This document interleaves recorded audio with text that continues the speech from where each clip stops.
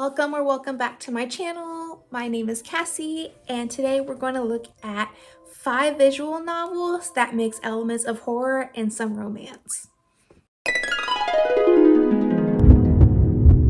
So for my second video, Frightful February, I want to talk about visual novels since it is Friday and we discuss video games on Fridays. So yeah, I love visual novels, and some recommendations I might have made before, but they're just really good and they deserve to be mentioned again. So yeah, let's go ahead and get into it. My first recommendation for this video is Raging Loop. So Raging Loop is pretty good. It's kind of like a mix of playing werewolf as a visual novel. So it's kind of fun. It's different. It's very spooky. There are some romance elements to it. It's not the main focus, but it's really good. So in this game, you are like this guy who just moved into a rural, secluded Japanese town, and this mist sets in and no one can leave. So you're looking for a way to survive and I guess escape. And yeah, it's really good. It's very creepy, I will say that. But these are all horror, so if you don't want to be too spooked, maybe this is not your video. I don't know. But they're fun to play. So this is very choice heavy, which is good. I think that makes it more fun. And it's just, I don't know, it's just like an emotional roller coaster to go through, which is always good. But that could just be me saying that because I get really stressed out when I play games and I cry real easy, so maybe it's just me. But if you're like me, then I definitely recommend this one. So for my second recommendation, I could not do a visual novel video with horror elements without mentioning something by 7th expansion. So this time I want to talk about Yumineko no Naku Koroni, or When the Seagulls Cry. So if you liked Higurashi, or if you're interested in it, definitely do this one too. So this is more murder mystery and a battle of wits between characters, but there are some romantic elements too. There are definitely romantic feelings between characters, especially 2 of the main characters. I don't want to go into detail about it because I don't want to spoil anything. So of course there's different chapters and you have your question and answer arcs, just like Higurashi. And so you have to play through all of it to know everything and understand things, but it's really good. It also has a manga series and an anime series, but I will say most of the manga's out of print and definitely difficult to get because I'm struggling myself and it's very expensive, but there's always the internet. I really recommend this one. It's definitely one of my favorites. I remember I totally got sucked into it. My PC is actually named Lambda Delta based off one of the characters.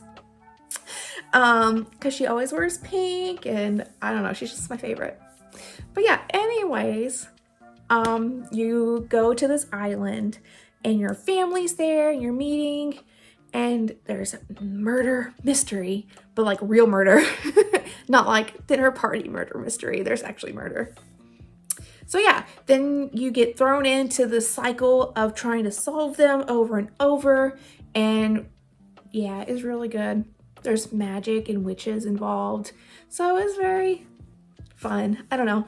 I like mystery type things to begin with. So it's just another element on this that I absolutely enjoy. Yeah, but this one is from 7th expansion, so it's more of a sound novel. Not so much choices as there is just reading. So if that's not your thing, I understand, but I do recommend giving it a try, or at least watch someone else play it. Something like that. My next recommendation, I think, is a little more gruesome. Definitely like a warning here for that. Icky, gross. All the feels. So you might want to look up some trigger warnings for that if you need to. It is Saya no Uta, or the Song of Saya. This is about a boy. He gets into accident, and ever since, everything he looks at looks like it's just rotting and decaying, nasty, gross, terrible. But he meets this girl and she looks normal. It's the one normal thing in his life. So it's just going through his relationship with her and like how he sees the world and everything like that. And it's good. You will be sad, and it is gross and stressful at times. It's definitely a horror game, so please keep that in mind. But yeah, that's what this video is for, so I recommend it. Side note, I do say gross and icky, but somehow I still play these games and spend my time with them. So it's not that I don't like them, it's just I am squeamish, but I just try to fight it, I guess. That's all. That's my little side note. Number 4. I can't give a good description of this because I haven't played it yet, but I'm recommending it because it is going to lead to my last suggestion. So Chaos Head Noah and Chaos Head Child, they kind of go together, so I'm doing it together. This has some elements of romance. It is not the focus, but it is the prequel, kind of, for the universe of Steins Gate. And that is my last suggestion. Steins Gate is a guy and his friends are figuring out how to time travel. And they get involved into like all this conspiracy type stuff, and it's really cool. So there's horror elements, and there's romance elements, and there's sci-fi and time travel elements. So it's like really good all around. It's a really great read. It's a must read. It's definitely popular. Steins Gate also has like multiple games, multiple manga series, multiple anime series. I think there's at least 2 or 3. And it's part of the same universe as like Chaos Noah, Chaos Child, and Robotics Notes.